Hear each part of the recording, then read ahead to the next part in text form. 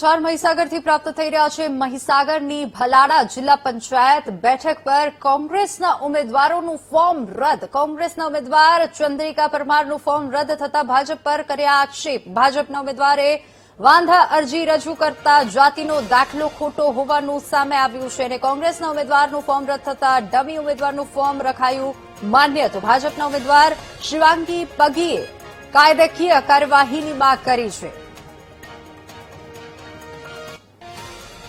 Form ચકાસણી દરમિયાન સમગ્ર ગુજરાતમાં આપના માધ્યમથી આપણે જોયું હશે કે આ તાનાશાહી સરકાર ભારતીય જનતા પાર્ટીની સરકારે અધિકારીઓ સાથે મિલીભગત કરી અને કેટલાય અમારા કોંગ્રેસના માન્ય ઉમેદવારોના ફોર્મ રદ કરી અને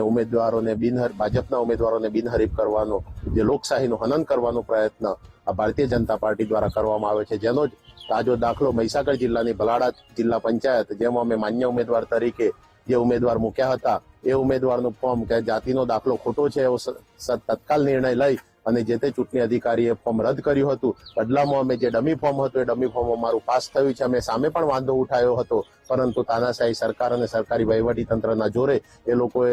દાખલો સાચો છે એવું સાબિત કરીને એમનું ફોર્મ મંજૂર થયું છે, જ્યારે અમારું ફોર્મ નામંજૂર કરવામાં આવ્યું હતું।